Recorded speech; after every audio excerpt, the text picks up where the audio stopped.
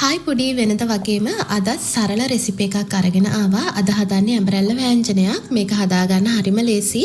ඉතින් අපි රෙසිපි එකට යමු. මම වළඳ ලිපේ තියාගෙන ඒකට තෙල් ටිකක් දාගත්තා. තෙල් ටික රත් වුණාට පස්සේ ඒකට සුදු ලූණු, අමු මිරිස් ටිකක් දාගත්තා, කපාගත්තුවා. ඊට පස්සේ ඒක හොඳට මේ විදිහට ටෙම්පරාදු කරගන්නවා. ලිපේ ගින්දර මධ්‍ය ප්‍රමාණයේ තියාගෙන මේක මෙහෙම හොඳට ටෙම්පරාදු කරගෙන ඒකට මම කුරුදු කෑලි කීපයකුත් දාගන්නවා.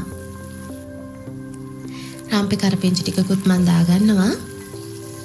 ඒක හොඳට ටෙම්පරාදු කරගන්නවා මේ විදියට.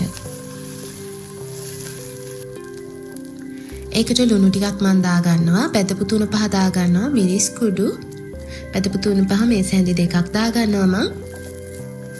මේ ටිකත් හොඳට මද ගින්දරේ මේ වෙලාවේ ගොඩාක් ගින්දර අඩු කළාම තමයි මේක කරගන්නේ, නැත්තම් කර වෙනවා. මෙන්න මේ විදිහට හොඳට බැදගෙන ඊට පස්සේ මම මේකට සීනි මේස හැඳි දෙකක් විතර දානවා. ඕගොල්ලන්ගේ කැමති අකමැති විදිය බලලා ඉවරලා මේකට සීනි එකතු කරගන්න. සීනි ටික යාන්තම් වගේ දිය වුණාට පස්සේ මම ඒකට කපාගත්ත ඇඹරැල්ල ටික මේ විදිහට දාගන්නවා.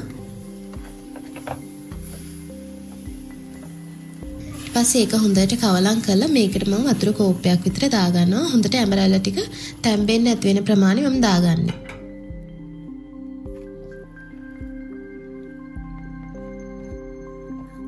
කප් වලින් ගත්තොත් වතුර කප් දෙකක් විතර දාගෙන තියෙනවා. හොඳට මේක තම්බ ගන්න ඕනේ.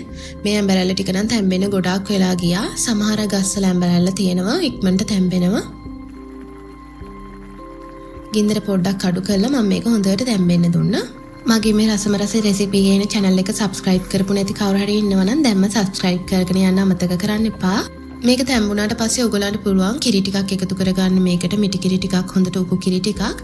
එහෙම නැත්නම් මේක ගොඩක් දවස් කල් තියා ගන්නව නම් මෙන්න මේ විදියට ඒකෙන්ම හොදි ටික හිඳුනට පස්සේ මම අරගත්තේ මේ විදියට. ඒක කල් තියා ගන්න නම් අපි කිරි එකතු කරගන්නේ නැහැ. කල් තියා ගන්න ඕන නම් තව ටිකක් හොදි හිඳලා මේක හොඳට ඇඹරැල්ල ටික හොඳට පොඩි කරන්න ඕන. මෙන්න මේ විදිහට තමයි මගේ වෑංජනේ මම හදාගෙන තියාගන්නේ. චට්නි එක වගේ හදනවා නම් මේ ඇඹරැල්ල ටික හොඳට පොඩි කරන්න ඕන. ඊට පස්සේ හොඳට චට්නි එක වගේ තියෙනවා. මේ විදිහට හදලා බලන්න, මේක හරිම රසයි. මේකත් එක්ක විතරක් උනත් කන්න පුළුවන්. තවත් රස රෙසිපි එකකින් හම්බ වෙමු. ගිහින් එන්නම්.